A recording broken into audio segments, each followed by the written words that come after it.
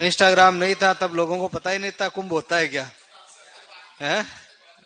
Instagram नहीं होता तो लोगों को पता ही नहीं चलता कुंभ होता है क्या। भाई कुंभ तो पहले भी होता था।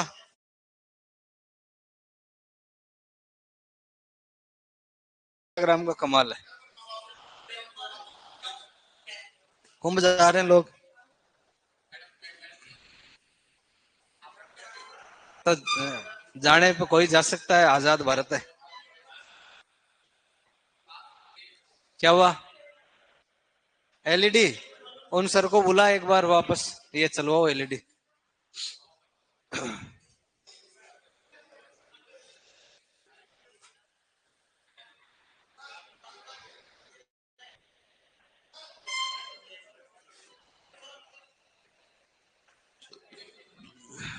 ये एलईडी चला दो।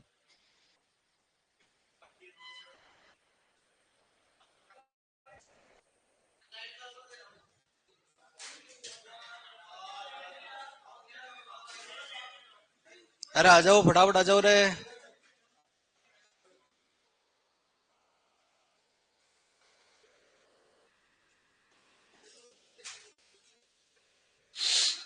चलो रे भाई, आगे चलो फटाफट।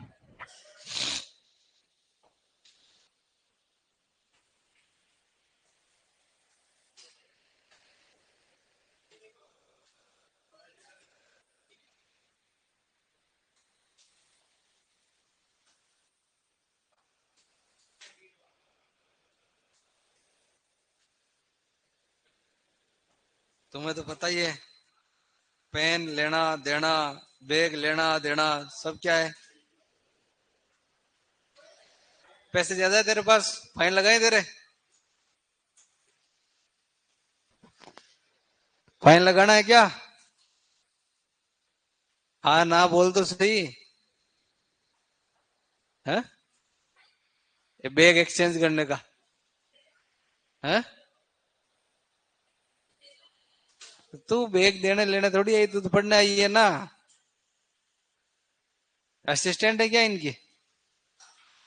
तो खुद अधिकारी नहीं समझती अपने आप को।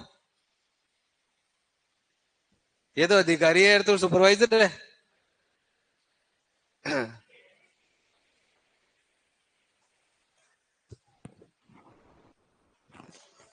अधिकारियों वाला एटीट्यूड नहीं है फिर तेरा। पशुधन सहायक।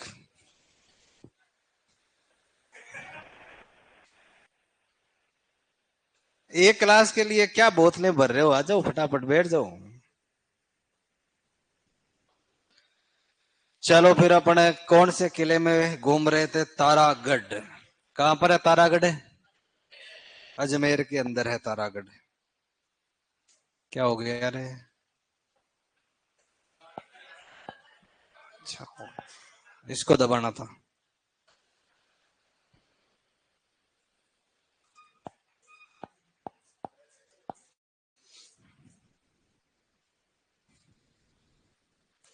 इसका नाम तारागढ़ी क्यों है भाई? पृथ्वीराज चौहान की रानी। सही बात है क्या? पृथ्वीराज चौहान की रानी ताराबाई के नाम पे। सही है। चौहान नहीं, पृथ्वीराज सिसोदिया उड़ना राजकुमार की वाइफ थी ताराबाई। उनके नाम पर तारागढ़ है। बनवाने वाला कौन सा पाल था? अजय पाल। कौन सी शताब्दी में? 11वीं में, मतलब 1113 के अंदर बनवा दिया था। और इसे पूर्व का जिब्राल्टर किसने कहा था? विशव हैबर ने। गढ़ बेटली कहते हैं और अजय मेरू कहते हैं। कम करूं?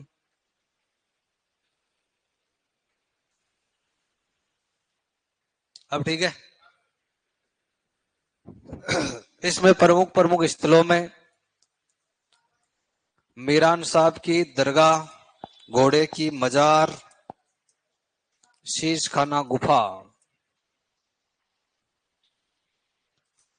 मलिक शाह की दरगाह कहां पर थी आपके?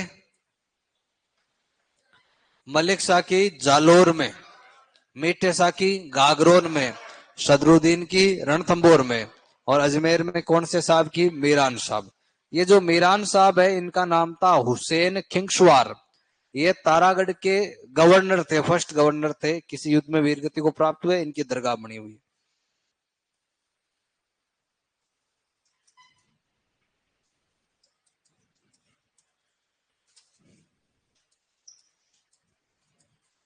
गवर्नर का मतलब है सूबेदार।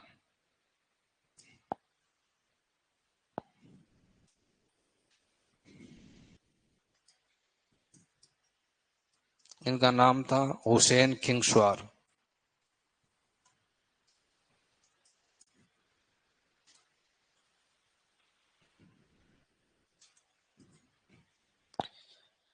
युद्ध में इनका घोड़ा भी मारा गया, तो उस घोड़े की भी यहाँ पर क्या बनाई गई, मजार।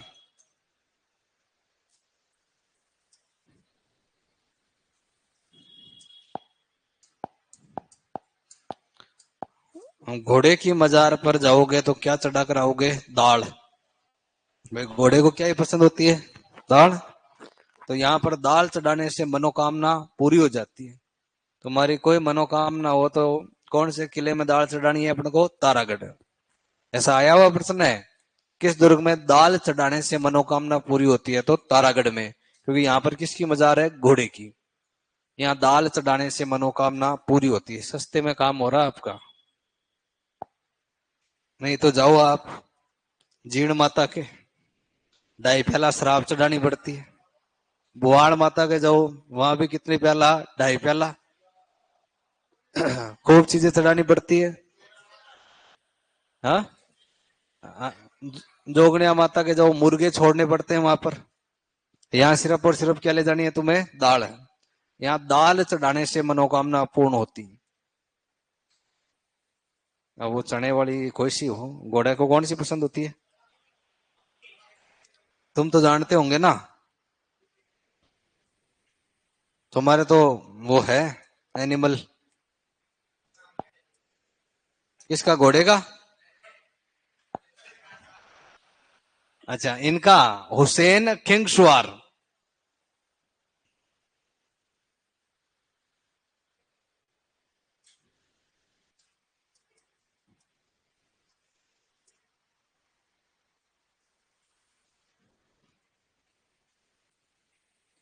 एक क्वेश्चन मैं पूछता हूं तुम्हें, है ना, तुमने सभ्यताएं पढ़ ली क्या। तो अभी जब मैं आया, फर्स्ट क्लास मेरी इंग्लिश मीडियम वाले में थी, वो तीसरे चौथा बेस में बालक क्वेश्चन पूछ रहे थे हिस्ट्री का, वो कल उस पेपर में आया। ये लिख लो पहले, लिख लिया। उसमें एक कीचक का महल किस सभ्यता में है, कीचक महल। तो मैं तो उनको बैराटी बता रहा था, वो कह रहे हैं हार्ड है।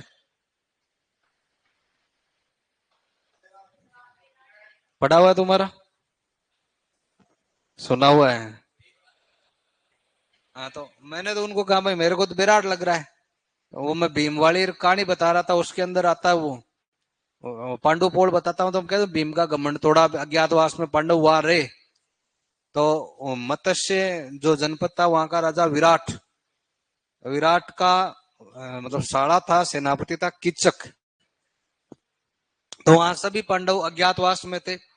अर्जुन वो डांसर था, डांस सिखाया करता था उस विराट की बेटी को। भीम रसोईया बना हुआ था। और जो युधिष्ठिर है वो भी कोई ना कोई, वो राजा का कोई सलाहकार, खेल में कोई योगदान करता था। और द्रौपदी है वो रानी के बाल वाल बना देती थी, शैलेंद्री बनी हुई थी बाल संवारने वाली नाम से। तो वो जो कीचक है ना, बड़ा बलवान था, उसको 5-6 लोग ऐसे थे जो मार सकते थे। इतना पावरफुल, दुर्योधन है, भीम है, बलराम है, ऐसे 4-5 लोग गिनती सुनती के थे। तो एक दिन द्रौपदी को उसने देखा, द्रौपदी ने उसको नहीं देखा। फिर भी वो चाहता था कि मेरे को कौन देख ले, द्रौपदी। तो उसने द्रौपदी के साथ बदतमीजी करी। तो ये बात द्रौपदी ने किसको बता दी, भीम को। तो भीम ने प्लान बनाया कि तू उसको कह दे कि नाइट में अपने वहां पर मिलेंगे अपन, 8 बजे बाद। 8 बजे बाद में जो भीम है वो ओढ़ नहीं ओढ़ के वहां पर बैठ गया। कीचक ने सोचा आज तो बस मामला क्या है, सेठ ही है। और कीचक वहां पर पहुंचा, भीम ने पटक पटक के उसको वहीं पर मार दिया था। वो कीचक वहां का था। प्लान तो उसका कुछ और था और उसको मार दिया किसने? भीम ने।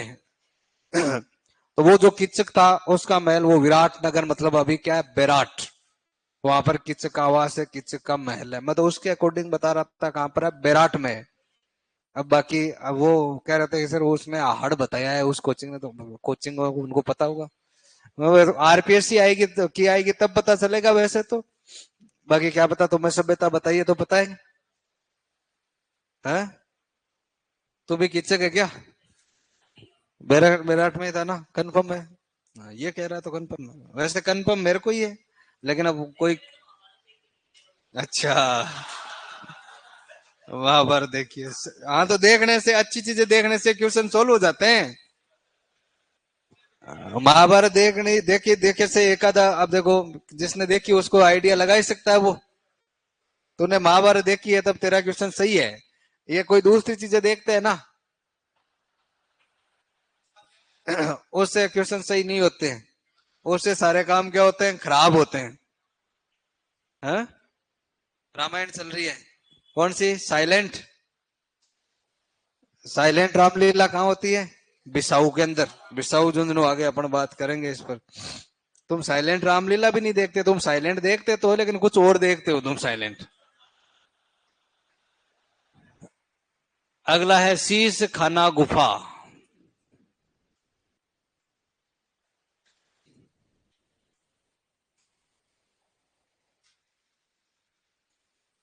चश्माए नूर झरना।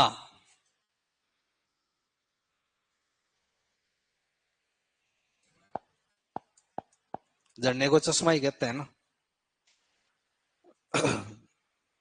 रूठी रानी के महल व छतरी।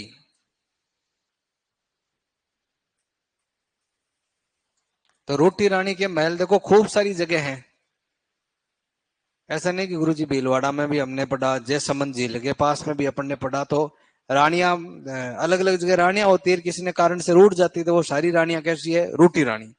उन रानियों में सबसे पॉपुलर रानी कौन सी हो गई? उमादे। तो वही, बाकी रानियां तो दो चार दिन रूठ थी और वापस से मान जाती थी, ये वाली जिंदगी वरी नहीं मानी थी। मालदेव के अंतिम सांस तक नहीं मानी थी। तो ये सबसे ज्यादा फेमस हो गई, नाम तो उमादेव भटियाणी। तो मालदेव से रूठने के बाद में मेहरान इसमें अपने तारागढ़ में रही थी वो। बाद में तो वो चली गई, फिर वापस आ गई थी वो अकबर का जब आक्रमण हुआ उस समय। तो ये वो रूठी रानी का यहाँ पर महल है। यहाँ पर कुछ जल स्रोत है।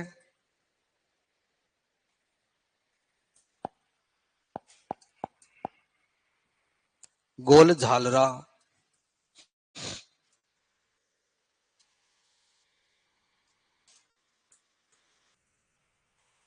बड़ा झालरा, इब्राहिम खां का झालरा।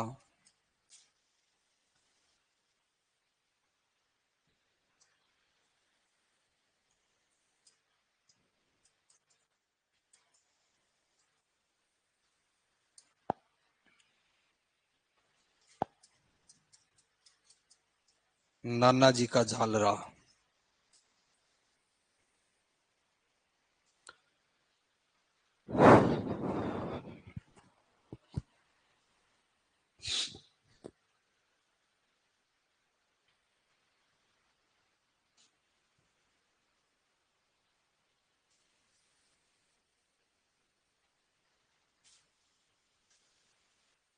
झालरा पानी के कुंड होते हैं, ऐसे कुंड जिनका पानी कोई विशेष कार्यों के लिए यूज में लिया जाता है, धार्मिक कार्यों के लिए मान लो, उनको क्या कहते हैं? झालरा कहते हैं।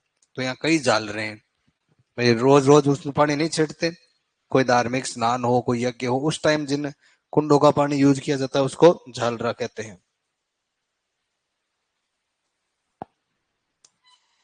यहाँ 14 बुर्जे, उनमें से प्रमुख यहाँ की जो बुर्जे हैं, सबसे ज्यादा बुर्जे कौन से किले के अंदर है? जैसलमेर में। कितने हैं? चित्तौड़ में कहाँ है रे? 99 जैसलमेर में, चित्तौड़ में नहीं है। इसमें 14 है ना, नाम ध्यान रख लेना है ना, उसमें तो वो सबसे ज्यादा है, इसलिए वो संख्या काम की है। बांद्रा, इमली,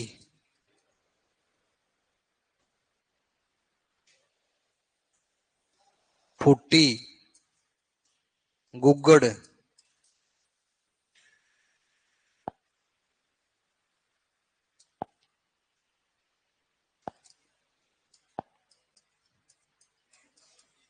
श्रृंगार चौरी। तो तुम्हें पूछ लेगा बांद्रा, इमली, फुट्टी, गुग्गड़ क्या है? तारागढ़ की तोपें हैं, तारागढ़ की बुर्जें हैं, तारागढ़ के प्रवेश द्वार है। तो ये क्या तारागढ़ की बुर्जें हैं भाई। कौन सी? फूटी, बांद्रा, इमली, गुग्गड़, फूटी।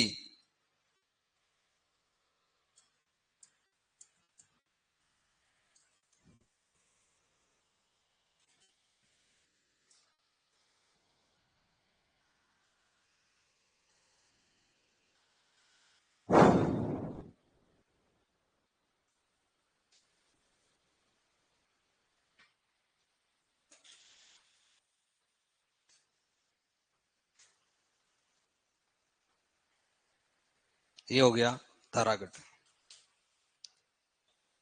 तो ये बुर्जें ज्यादा पूछी जाती है यहाँ पर नाम देके, बाकी तो निर्माण निर्माण तो इजी सा है, बता दो कि एक गुफा।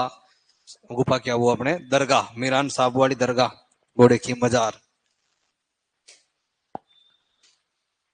और तो इसमें क्या है? घी तेल की बावड़ी है इसमें, घी तेल की बावड़ी। इसके बारे में कुछ कथन फेमस फेमस। इसको हरविलास शारदा ने कहा भारत का प्रथम गिरिदुर्ग।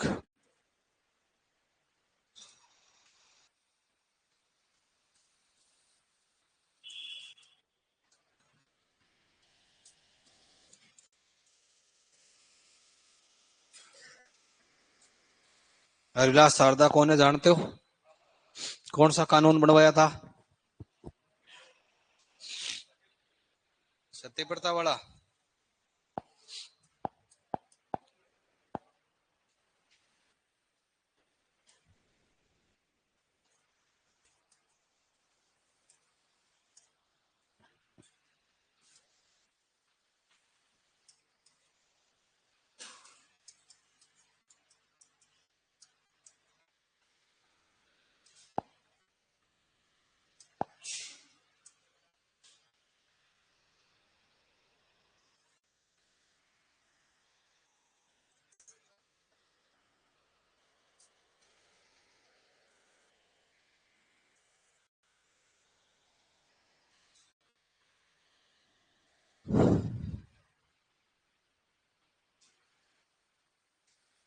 भारत का प्रथम गिरिदुर्ग तो कहा हरविलास शारदा ने, और ओहो दुनिया का दूसरा जिब्राल्टर ये कहा विलियम बेंटिक ने। तो मैं कह दे पूर्व का जिब्राल्टर किसने कहा? तब विशव हैबर। और दुनिया का दूसरा जिब्राल्टर या राजस्थान का दूसरा जिब्राल्टर विलियम बेंटिक। तो पूर्व और दूसरा ये अलग चीज है। बाकी विलियम बेंटिक कब आया था? विलियम बेंटिक, पहली बात तो ये हरविलास शारदा वाली तुमने बात सती प्रथा बताया वो गलत है। इन्होंने बाल विवाह के लिए कानून बनवाया था, शारदा एक्ट, बाल विवाह रोकथाम के लिए। और विलियम बेंटिक ने सती प्रथा पर रोक लगाई थी। विलियम बेंटिक एजीजी था 32 के आसपास। तो 1832 में क्या हुआ था? राजपुताना रेजिडेंसी की स्थापना हुई थी। एजीजी मुख्यालय बना था ना यहाँ पर, अजमेर में था। एजीजी मुख्यालय का उद्घाटन करने के लिए कौन आया था? लॉर्ड विलियम बेंटिक आया था। तो 1832 में आया, तब इसने इस किले को देखा। और अरावली की पहाड़ियों पर बना हुआ है, अच्छा नजारा है, मौसम अच्छा है, तो इसने कहा कि इसको तोड़ो फोड़ो। और जब सैनिक बीमार हो जाए या युद्ध में घायल हो तो उनके इलाज के लिए आरोग्य निवास के रूप में अपन बनाएंगे कौन से किले का? तारागढ़। तो इसने तोड़कर आरोग्य निवास में इसको बदल दिया। दीवारों को और इसकी भव्यता को देखकर उसके मुंह से निकल गया कि ओहो दुनिया का दूसरा जिब्राल्टर है। तो ये लाइन आप लिख लो, एक बात काम करो। हाँ, पर तुमने जिब्राल्टर तो जिब्राल्टर है। जिब्राल्टर जल संधि तुम्हें बताया था ना, जल संधि, दो समुद्रों को जोड़ने वाला जो रास्ता होता है उसको कहते हैं जल संधि। ये कोई समुद्र है, इस समुद्र में घुसना है तो ये पानी का जो रास्ता बनाया जाता है दो मार्गों को जोड़ने के लिए, बीच में स्थल भाग आ जाता है तो बीच में कोई अपन जल की नहर वगैरह बना देते हैं तो वो क्या बन जाता है, समुद्र को जोड़ने वाली चीज बन जाती है। इसको कहते हैं जल डमरू मध्य या जल संधि कह देते हैं, ये ज्योग्राफी की चीजें हैं वैसे। तो एक जिब्राल्टर जल संधि है, वो अपने हिंद महासागर को उधर यूरोप वाले देशों से जोड़ती है। तो हिंद महासागर में भारत, तो भारत के नाम पर इसका नाम हिंद महासागर पड़ा है। तो हिंद महासागर में आने के लिए संधि कौन सी, जिब्राल्टर। और राजस्थान में घुसने के लिए, अधिकार करने के लिए किला कौन सा है, अजमेर। राजस्थान को कंट्रोल करना है तो कहां से किया जाता था, अजमेर। जैसे इधर से इधर घुसना है तो किसको पार करना है, जिब्राल्टर को। वैसे राजस्थान को कंट्रोल करना है तो किसको जीतना पड़ता, अजमेर को। ये यूरोप जो है ये भारत से कौन सी दिशा में है, पश्चिम में है, और भारत किधर है, पूर्व में। तो यूरोप वालों के लिए भारत पूर्व में है, मतलब जो तारागढ़ का किला है वो भी कहां पर है, यूरोप वालों के लिए पूर्व में है ना। इसलिए तारागढ़ कैसा जिब्राल्टर है, पूर्व का जिब्राल्टर। ठीक है। प्रथम वर्तम क्या है कि ये जो जिब्राल्टर है यही है कि एक जिब्राल्टर तो वो है जो उनको जोड़ रहा है, एक जिब्राल्टर अजमेर को कह दिया क्योंकि यहां से पूरे राजस्थान को कंट्रोल कर लिया जाता है, या तुलना करी है। समझ गए। तो तूने पर्ची में लिख के क्वेश्चन क्यों नहीं दिया है, फाइन लगा तू तेरे।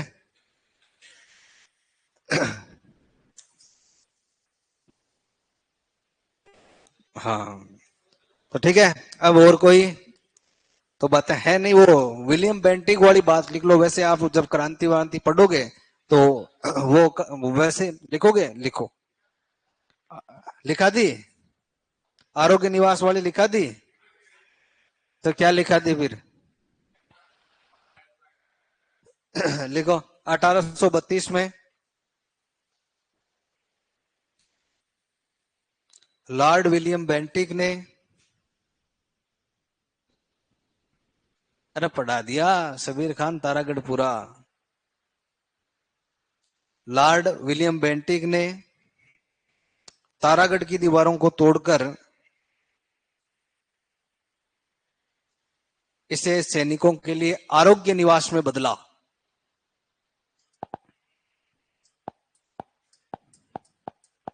सैनिकों के लिए आरोग्य निवास, इसका नाम क्या कर दिया, आरोग्य निवास कर दिया।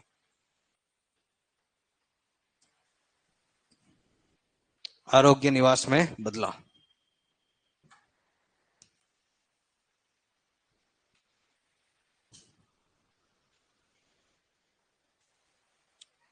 ये हो गया अपना भाई तारागढ़।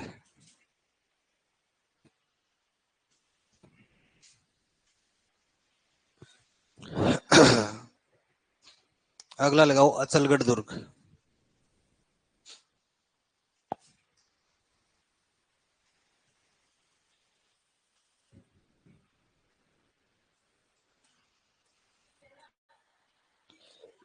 अचलगढ़ का दुर्ग कहां पर है, सिरोही।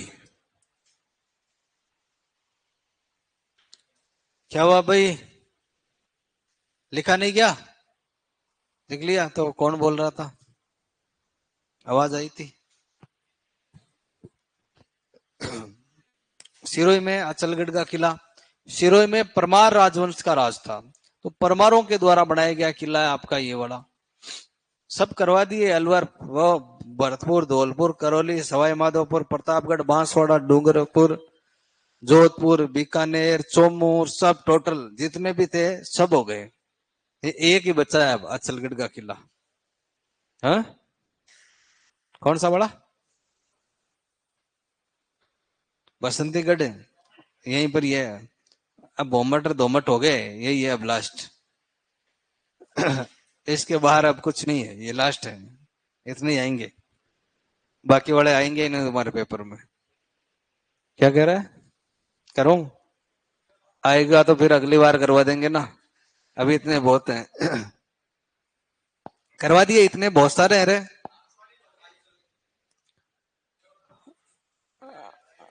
निर्माण परमार शासकों के द्वारा। और तुम्हें कोई याद आ रहा है तो बताओ, डंका लगेगा तो करवाएंगे अपन, परीक्षा उपयोगी लगेगा करवा देंगे। कुंभा ने इसका करवाया पुनर्निर्माण।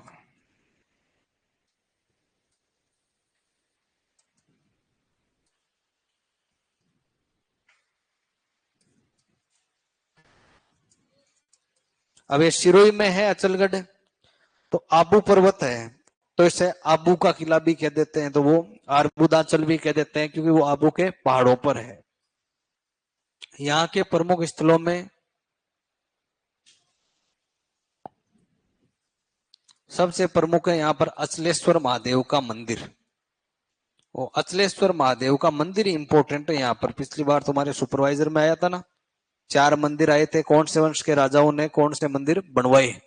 तो अचलेश्वर मंदिर अपन ने पढ़ा था कि दुर्गा परमार राजाओं ने बनाया है, तो वो मंदिर भी कौन से वंश के राजाओं ने, परमार वंश के राजाओं ने बनाया, अचलेश्वर महादेव का मंदिर।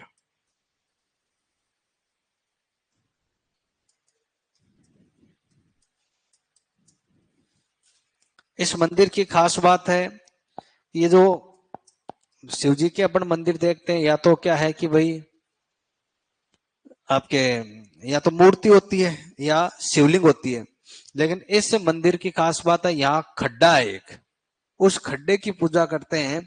और ऐसी मान्यता है कि यहाँ भगवान शिव का अंगूठा था, मतलब उन्होंने पैर रखा था और अंगूठे की वजह से वो खड्डा हो गया है, तो यहाँ भगवान शंकर के अंगूठे की पूजा करते हैं। अरे सारे कहाँ कैद रखा था सब बता दिया। ये तुम्हारा पड़ोसी है शबीर खान, ये कह रहा है कि औरंगजेब ने अपने भाई को कैद करके रखा था सर जी। तो वही था क्या भाई, शबीर करवा दिया, ये तो तू छुड़ाने आया नहीं उसको। क्या खा रहा था, समोसे खा रहा था ये, तो सारे करवा दिए, कांकनवाड़ी बाला सब हो गए। डोसा वाला, डोसा में तो खिला है ही नहीं ना, है ये तो मिटा रहा है किले वहां के, ये नाम मिटा देगा तुम्हारे डोसा का पूरा, है। रोज जाता है, कहाँ जाता है, उसको किला नहीं कहते कुछ और कहते हैं उसको, किले में कहाँ जाएगा।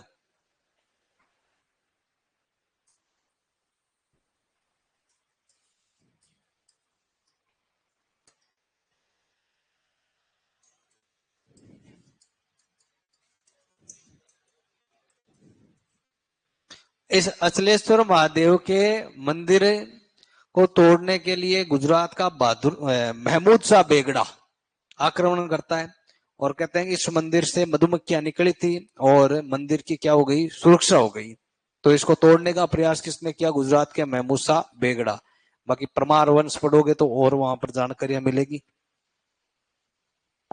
और जहां से मधुमक्खियां निकलती है वो स्थान कहलाता है भौराथल। तो जीण माता वाले मंदिर में भी स्थान है भौराथल, यहाँ पर भी स्थान है भौराथल।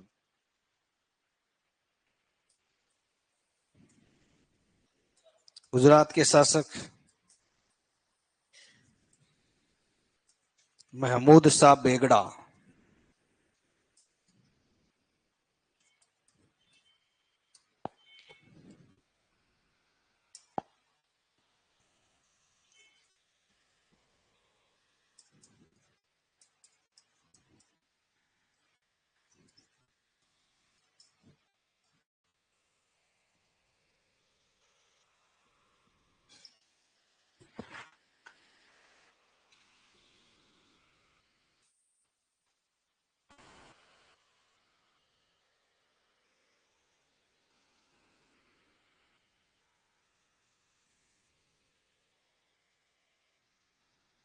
बेगड़ा लिखना है, बेवड़ा मत लिख लेना।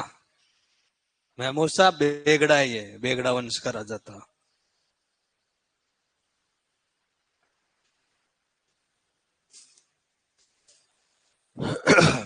मंदिर से निकली मधुमक्खियों ने मंदिर की सुरक्षा की। लिखो, मंदिर से निकली मधुमक्खियों ने, जब उसने आक्रमण किया तो यहां से मधुमक्खियां निकली, उससे ये सुरक्षा हुई।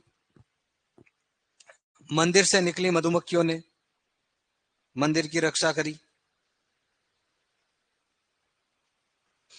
भानगढ़ लिखवाया होगा, नहीं लिखवाया, एक लाइन लिखनी है, अभी लिखवा देंगे। मंदिर से निकली मधुमक्खियों ने मंदिर की रक्षा करी, लिख लिया। और यहाँ क्या क्या है, तो यहाँ पर है एक गोमुख मंदिर, गोमुख कुंड भी है और गोमुख मंदिर भी है। ओखी रानी का महल, कुंभा की कोई रानी थी, ओखी रानी का महल, कुंभा की पत्नी थी ओखी रानी। इसके अलावा यहाँ पर आलम टावर, सावन भादो झील,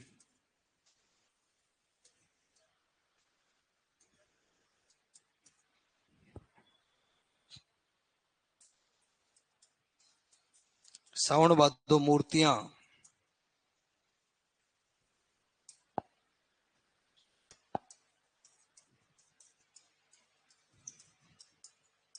दुर्साडा की पित्तल की प्रतिमा।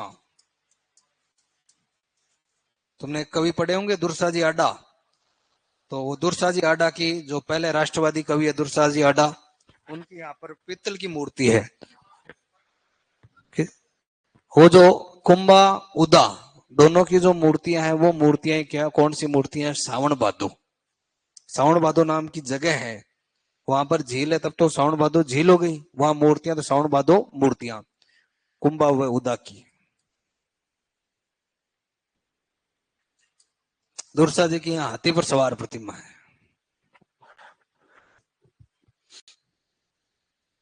तो जयमल और जो फत्ता है उनकी मूर्तियां तो कौन से में है, राजस्थान में, कौन से में, आगरा वाले में तो तोड़ दी, राय सिंह ने जूनागढ़ में, और एकमात्र कवि जिनकी पित्तल की प्रतिमा लगी दुर्सा जी आडा की वहां पर है।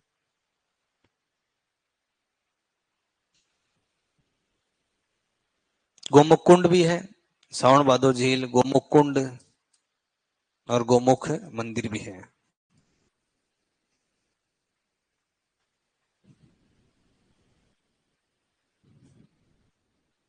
तो ये हो गया भाई अपना बसंतगढ़, अचलगढ़।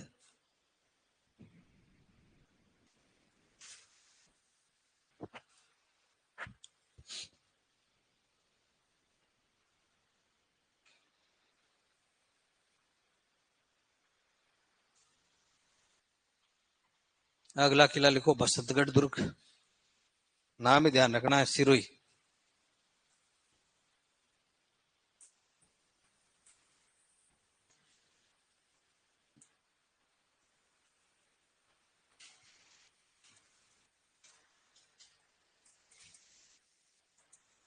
इससे कहते हैं बसंती दुर्ग। निर्माण तो परमार शासकों ने करवाया,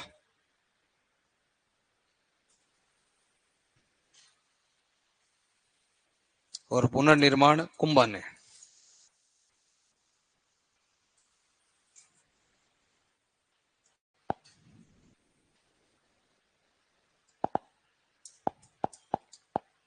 अगला लिखो भानगढ़,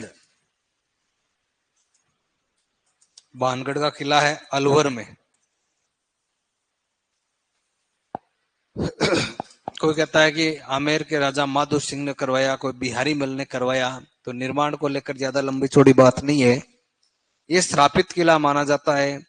और इसे कहते हैं भाई भूतिया किला, भूतों प्रेतों का किला तो कौन सा है, बूंदी, निर्मित किला तो कौन सा है, वो बूंदी का।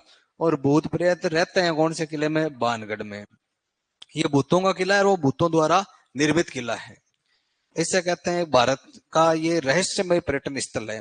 रहस्यमय दुर्ग कहे तब तो जयगढ़, और रहस्यमय पर्यटन स्थल में शामिल कौन सा है, तो बानगढ़। इसे भूतिया किला कहा जाता है।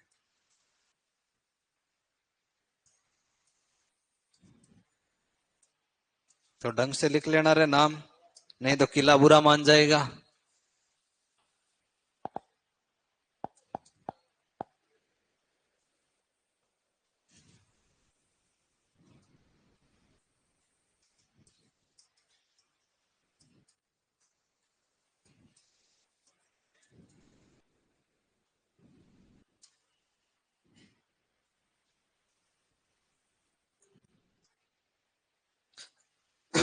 जो जैसलमेर का कुलधरा गांव है और ये भानगढ़, ये दो मतलब श्रापित इलाके माने जाते हैं।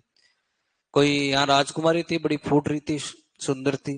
पास में कोई तांत्रिक था, तांत्रिक देखता था किसको, राजकुमारी को, और वो मतलब इम्प्रेस हो गया, उससे शादी करना चाहता था।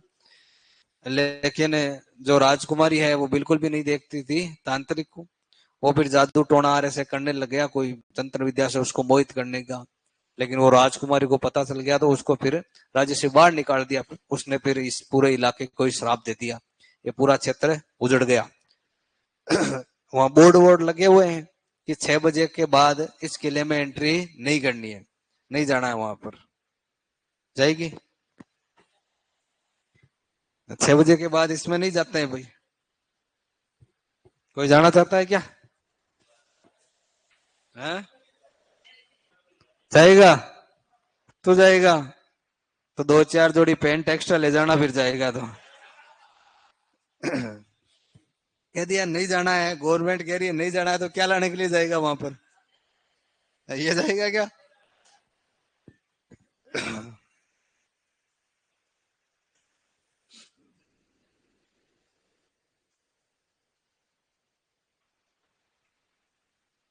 हाँ, दिन के टाइम में ये मतलब दीवारें हैं, खंडर है, तो मामला थोड़ा डरावना रहता है। ऐसे रात को तो जाने ही नहीं देती है। लविंग पोर्ट है दिन के टाइम में ये। दोसा का किला। इसने तो दोसा वाले ने तो कह दिया कि दोसा में किला नहीं है, लेकिन आरपीएससी पूछे तो अपन को ध्यान रखना है। इसका निर्माण बड़गुजर वंश के समय हुआ था। निर्माण निर्माण ज्यादा इंपॉर्टेंट नहीं है।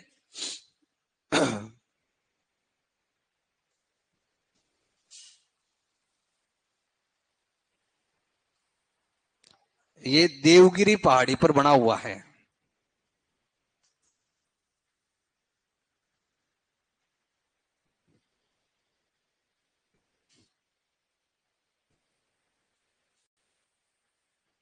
और इसकी आकृति है सूप या छाजले के समान। तो कौन सा मुखी हो गया? छाजमुखी।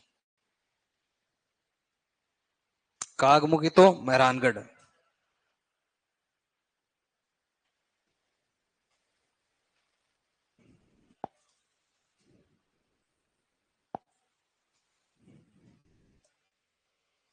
प्रमुख स्थलों में 14 राजाओं की साड़। ये भी नाम नाम का ही किला है वैसे।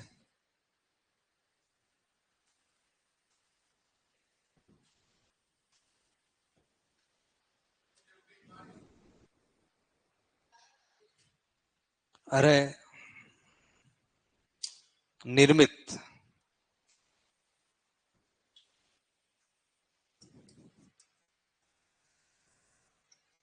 प्रेतेश्वर बोमिया या सुजा बोमिया का मंदिर, महल व मंदिर।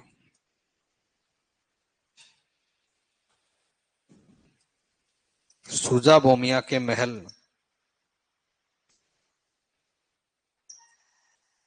ये जो सुजा है, आमेर का राजकुमार था सूरजमल। जो ये भारमल राजा बना ना, तो ये कोई षड्यंत्र चल रहे थे, इसको जहर देके मार दिया, तो ये बोमिया बन गया। तो इसको सुजा बोमिया या प्रेतेश्वर बोमिया कह देते हैं।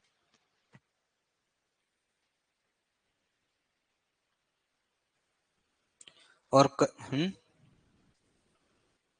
कौन सा कह रहा है भाई? 14 राजाओं की साड़, सुजा बोमिया का मंदिर या महल है, और प्रेतेश्वर बोमिया का महल व मंदिर है। ये कछवा राजवंश की पहली राजधानी रहा दोसा। कछवा वंश की जब स्थापना हुई 1137 में, तो सबसे पहले कौन से क्षेत्र को जीता था? दोसा को। बड़गुजरों को हराकर दोसा जीता। फिर आगे बढ़े, मांची रामगढ़ को जीता मीणाओं को हराकर। फिर आमेर को जीता मीणाओं को हराकर। तो पहली राजधानी यही थी।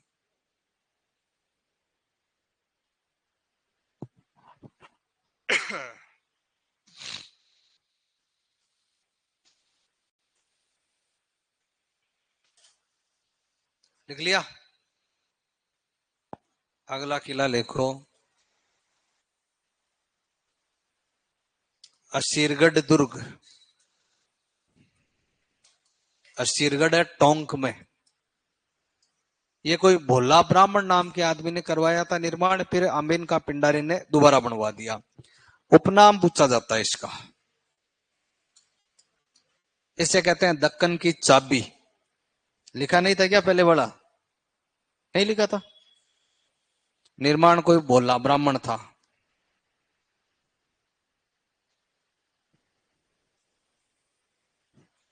और फिर पुनर्निर्माण करवाया टोंक के नवाब अमीन खान ने।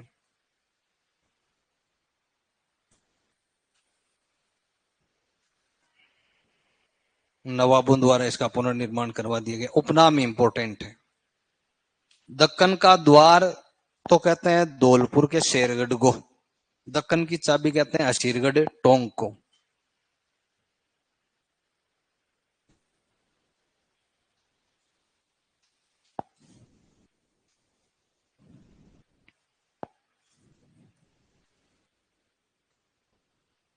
मांडलगढ़ दुर्ग कहां पर है? मांडलगढ़ भीलवाड़ा।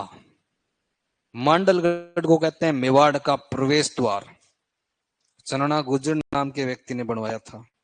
उपनाम ध्यान रखना, मेवाड़ का प्रवेश द्वार।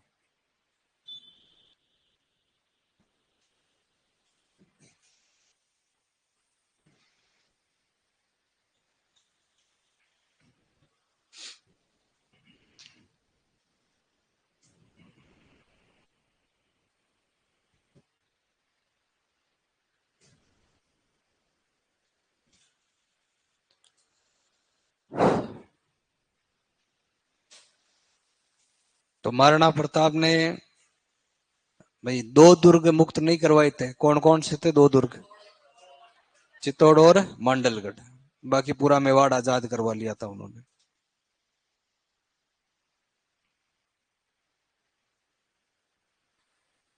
हो गया। अगला कौन सा किला लगाओगे? हो गए सारे। कौन सा? ऊंटाला किला। ऊंटाला किला वल्लभ नगर उदयपुर।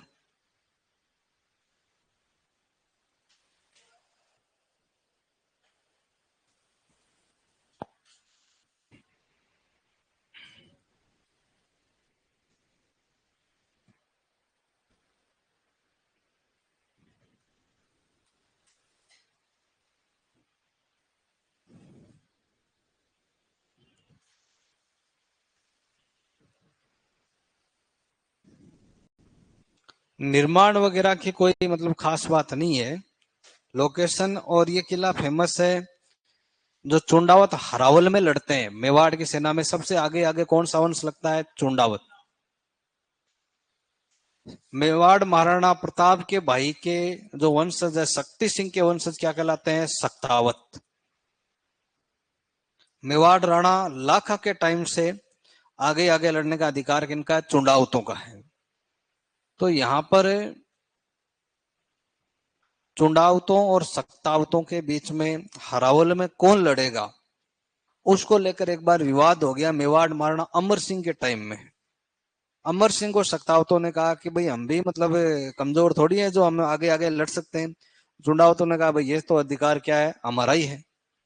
ऊंटाड़ा के किले में मुगलों का अधिकार था। तो अमर सिंह ने कहा कि आप दोनों ही जाएं। एक जैत सिंह और एक बल्लू सक्तावत था।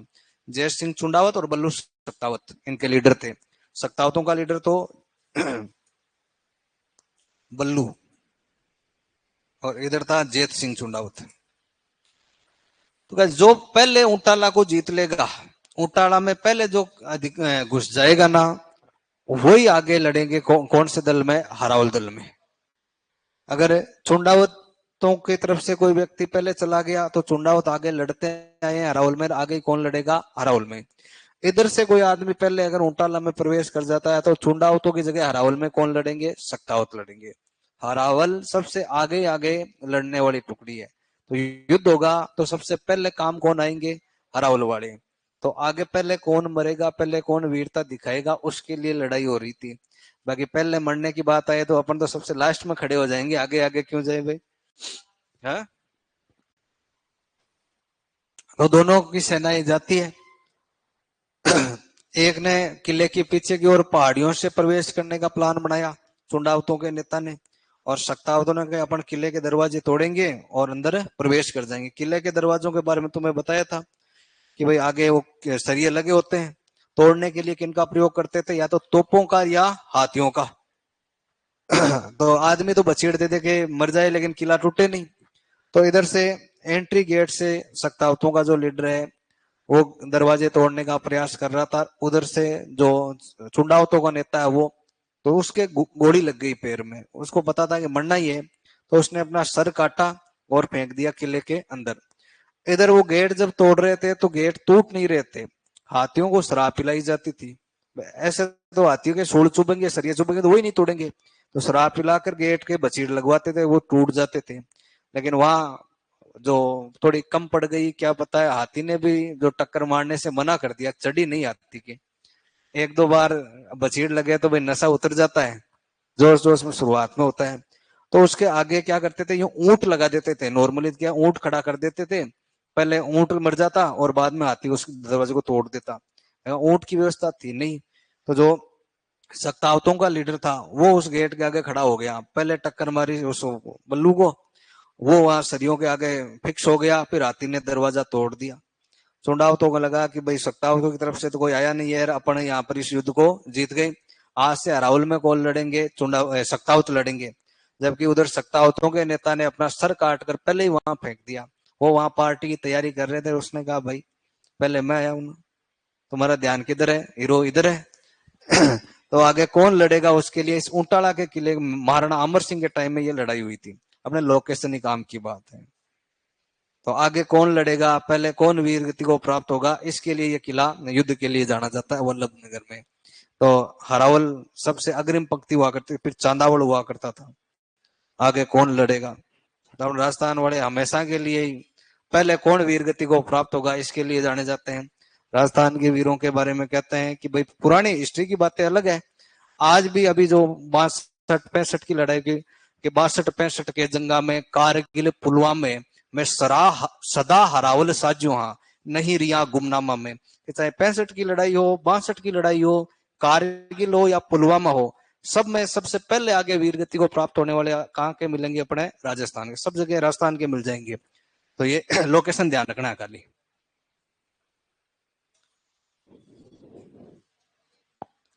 अगला एक किला लिखो, सोजत। सोजत का किला है पाली। यहाँ सूकड़ी नदी बहती है, सूकड़ी नदी के किनारे है।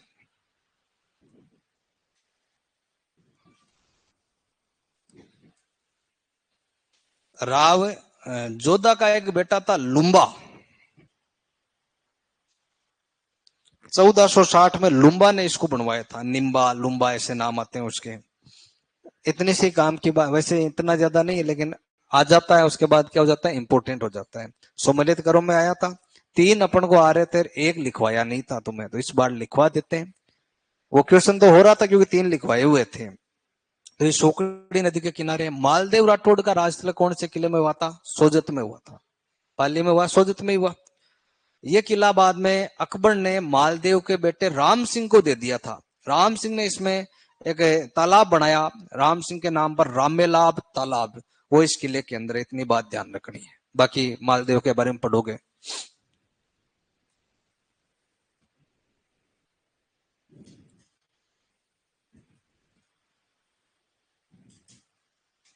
तुम्हारे टेस्ट में है ना, एक बार देना टेस्ट में, एक वो किलो का सुमेल, निम्बा है लुम्बा है क्या, जैसे आए निम्बा है क्या, हाँ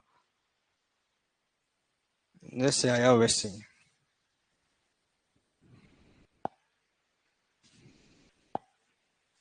1460 में, तारीख भी कोई इंपोर्टेंट नहीं है।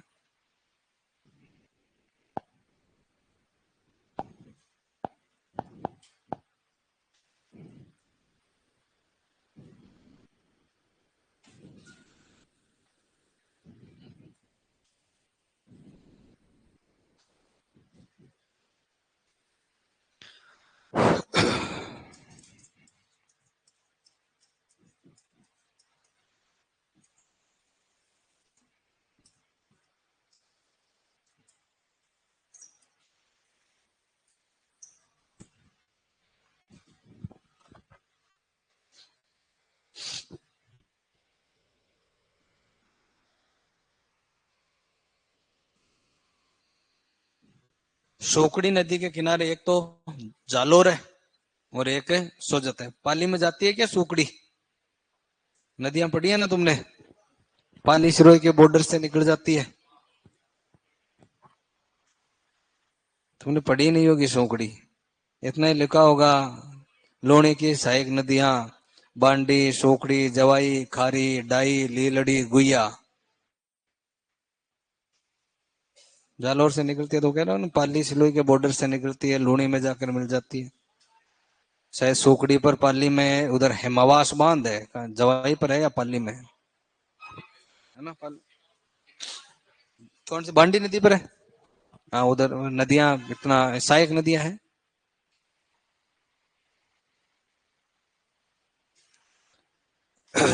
पाली और सिरोही के बॉर्डर पर वो अपने मंदिर पड़ा था एक, गोडवाड़ में मीणाओं के आराध्य देवता भूरिया बाबा, वो मंदिर भी इसी नदी के किनारे है। तो उधर आसपास से निकल जाती होगी कहीं से नदियां, मेरे को तो इतनी याद नहीं है, काफी टाइम पड़ा होगा मेरे को ज्योग्राफी पढ़े। ठीक है, ये किले हो गए भाई अपने पूरे। तो दुर्ग का जो टॉपिक है वो विधि विधान के साथ यहाँ पर समाप्त होता है। आपका कोई अब किसी भी प्रकार का क्वेश्चन हो, कोई शंका हो, कोई लघु शंका हो, छोटा प्रश्न हो, तो लिख के दे दो, क्योंकि मैंने बता दिया अब तो कोई क्वेश्चन बनता ही नहीं है। फिर भी जिज्ञासा हो तो तुम वो बता देना है। कोई एक आधा कोई क्वेश्चन आए दिमाग में तो पूछ लेना। कौन सा टॉपिक करें स्टार्ट? साहित्य तो अपन भाषा बोलियां पढ़ाई हुई ना, साहित्य का तुम्हें बताया हुआ है कि साहित्य के अंदर किताबों के नाम तुम्हें उपलब्ध करवाएंगे। साहित्य की इतनी सारी किताबें हैं, या लिखते लिखते 200 साल लग जाएगी तुम्हें। ये किताब किसने लिखी, ये किताब किसने लिखी, ये किताब किसने लिखी, फिर वो समस्या हो जाएगी। बाद में बताएंगे तुम्हें। हाँ क्या हुआ? ये तो मंदिर लिखते लिखते थक जाओगे रे। रुक जाओ मंदिर में अभी, मंदिर लिखते लिखते थक जाओगे। नाट्य कर देंगे, कल करेंगे अब तो। कल लोक नाट्य कर देंगे तुम्हारे।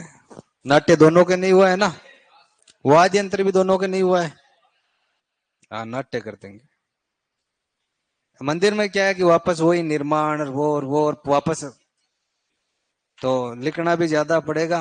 अब बड़ा टॉपिक एक मंदिर ही है तुम्हारा, बाकी हो गया है सारा काम।